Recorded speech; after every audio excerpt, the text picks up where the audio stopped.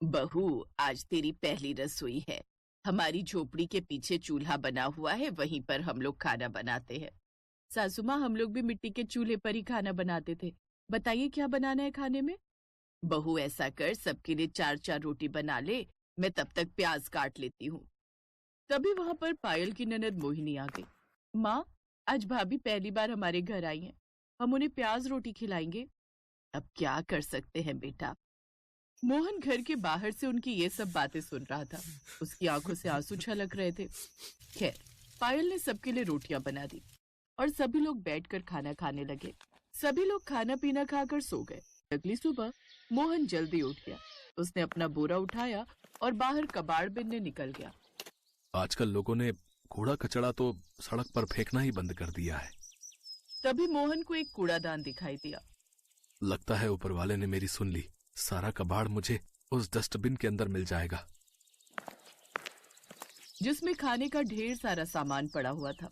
अरे वाह, इसमें तो ढेर सारे पराठे, मटर पनीर और चावल भी हैं। ये खाना भले ही जूठा हो, लेकिन खाने में तो सही ही है। अभी खराब भी नहीं हुआ है। मोहन ने सारा खाना बटोर कर अपने पास रख लिया और फिर से अपने काम पर लग गया। धीरे धीरे शाम होने लगी। शाम को पायल की ननद ने उससे कहा, भाभी, आज रविवार का दिन है और हमारे गांव में रविवार को बाजार लगती है। चलिए मैं आपको घुमा लाती हूँ। हाँ मोहिनी, मैं भी तुमसे यही कहने वाली थी।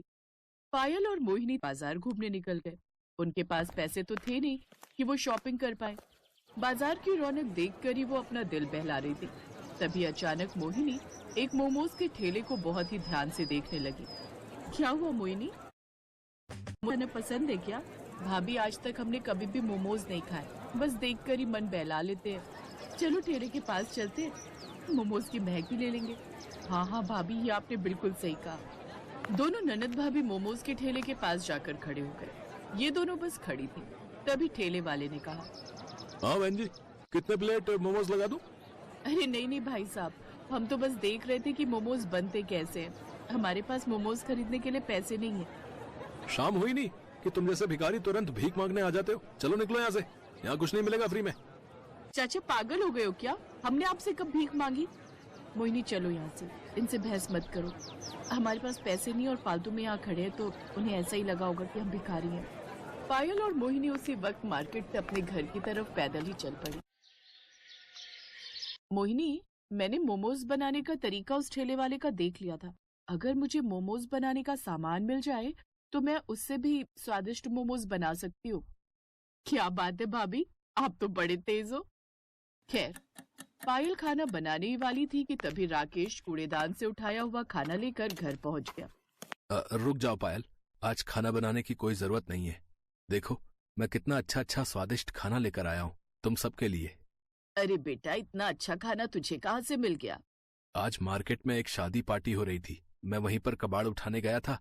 तो लोगों ने मुझे खाना पैक करके दे दिया। क्या बात है भैया, कितने सालों बाद हम इतना अच्छा खाना खाने वाले हैं। थोड़ी देर में सभी लोग एक साथ बैठकर कचरे का उठाया हुआ खाना खाने लगे। लेकिन इस बारे में मोहन के अलावा किसी को नहीं पता था। उन्हें खुशी खुशी खाना खाता देख मोहन खुश भी हो रहा था और उसके अंदर एक दर्द भी था।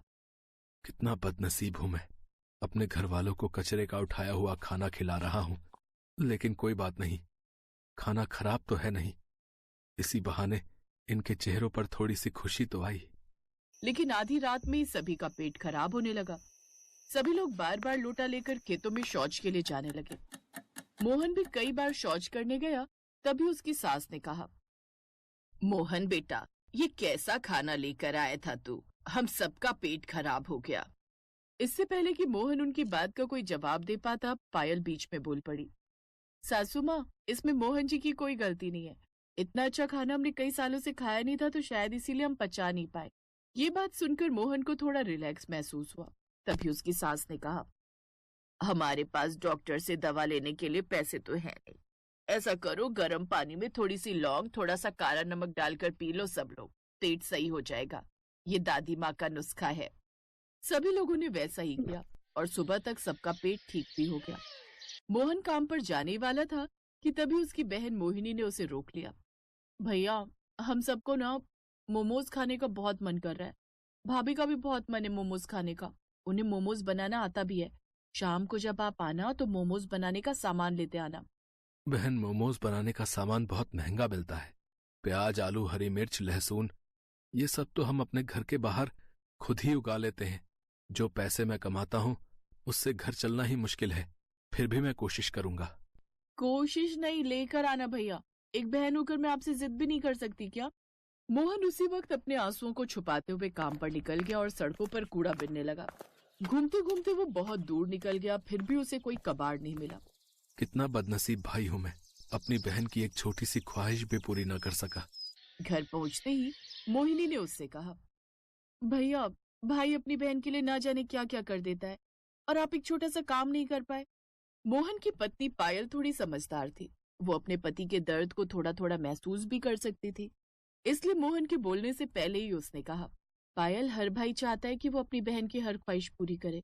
अपने भाई से इस तरह जिद नहीं करते। लेकिन भाभी, मैं तो सिर्फ मोमोज खाना चाहती हूँ। कौन सा राजमहल मांग लिया मैंने? तुम मोमोज खाना चाहती हो ना? आज रात में तुम सबके लिए मोमोज ही बनाऊंगी। लेकिन बहू, हमारे पास तो मोमोज बनाने का सामान ही नहीं है। सासू माँ, हमारे पास आटा है, नमक है, तेल है, आग जलाने के लिए लकड़ियां है, खाना बनाने के लिए मिट्टी का चूल्हा भी है। हमने अपने घर के बाहर हरी मिर्च, आलू, प्याज, लहसुन ये सब उगाई रखा है। ये सब मिलाकर मैं इतने अच्छे मोमोज बनाऊंगी ना कि आप लोग उंगलियां चाटते रह जाएंगे। क्या बात है भाभी, मुझे आप पर पूरा भरोसा है कि आप सबसे अनोखे मोमोज जरूर बना लोगी। उसी वक्त मोहिनी और पायल घर के बाहर गई। सारी सब्जियां लेकर अपने रसोई घर में आ गई। मोहिनी, तुम जल्दी से आटा गूंथ लो, तब तक मैं मोमोज के लिए सब्जी तैयार करती हूँ।